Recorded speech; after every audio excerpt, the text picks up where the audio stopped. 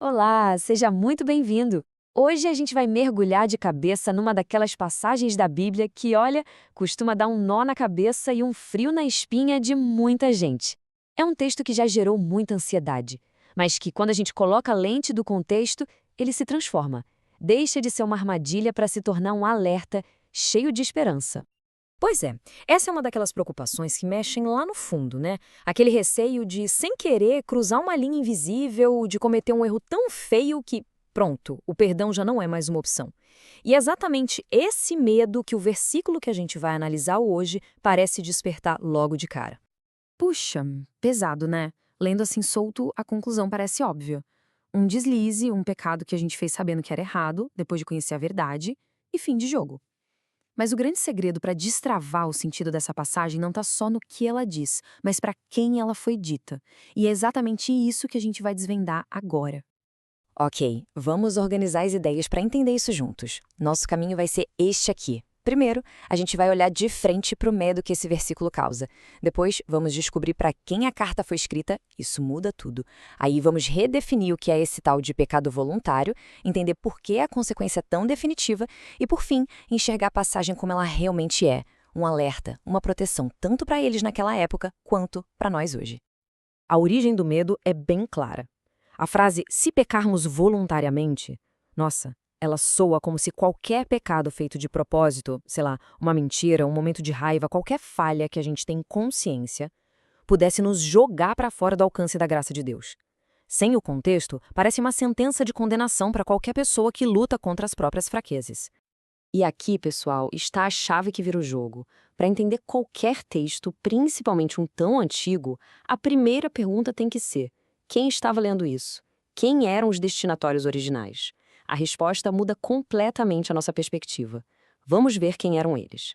Então, o ponto crucial é este. O autor não está falando com um cristão sincero que escorregou, caiu em pecado e se arrependeu. De jeito nenhum. Ele está escrevendo para um grupo muito específico, que estava sob uma pressão gigantesca e considerando ativamente a ideia de largar tudo, de abandonar a fé cristã para voltar para a segurança e familiaridade dos rituais do judaísmo. E isso nos traz direto para o coração da nossa análise de hoje. Se o público é esse tão específico, então o pecar voluntariamente que o autor menciona tem um significado muito mais drástico, muito mais pesado do que uma falha moral do dia a dia. Agora, olha que interessante essa comparação. Ela deixa tudo muito claro. O pecado que está em jogo aqui não é a luta contra um vício, não é ter uma fraqueza ou um dia ruim. É uma decisão consciente, pensada e final de rejeitar Jesus Cristo. É dizer, olha, eu entendi o evangelho, sei de tudo, mas eu escolho outro caminho. É virar as costas de propósito para a única solução que existe. E existe um nome técnico para esse ato: apostasia. A carta aos Hebreus está combatendo a apostasia, não condenando a luta diária contra o pecado que, vamos ser sinceros, todo mundo que crê enfrenta. A diferença aqui é gigantesca. Certo. Então, agora que a gente entendeu qual é o pecado, podemos entender a consequência. Por que, para esse pecado específico, já não resta mais sacrifício? A resposta é pura lógica teológica. A pergunta é essa mesma.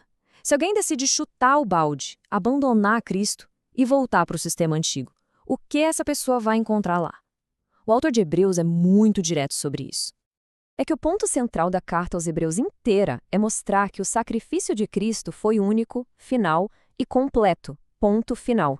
Ele tornou todo aquele sistema antigo de sacrifícios de animais obsoleto. Então, se alguém rejeita o sacrifício de Cristo para voltar para o sistema antigo, na prática essa pessoa está voltando para algo que já não tem mais poder nenhum para salvar. E essa frase resume a questão perfeitamente. Não é Deus dizendo: "Ah, é? Então não vou mais perdoar." Não é isso. É uma constatação. Se a única ponte para atravessar um abismo for rejeitada, simplesmente não existe outra maneira de chegar ao outro lado. É um fato, uma verdade teológica, não uma ameaça de um Deus zangado. O próprio texto detalha essa rejeição em 3 atitudes bem pesadas. Pisar no Filho de Deus é um ato de desprezo consciente. Profanar o sangue é tratar como algo comum, banal, o ato mais sagrado da história. E insultar o Espírito é basicamente dizer para a própria voz de Deus, que chama ao arrependimento: cale-se. Juntas, essas três coisas formam um abandono completo e final. Com tudo isso em mente, a gente finalmente consegue mudar a nossa percepção. Aquela linguagem dura não foi feita para aterrorizar quem está lutando para ficar de pé, mas sim para soar um alarme ensurdecedor para quem está pensando em pular do penhasco. Vamos tentar imaginar a cena daquele pessoal. A perseguição era real, o medo era palpável.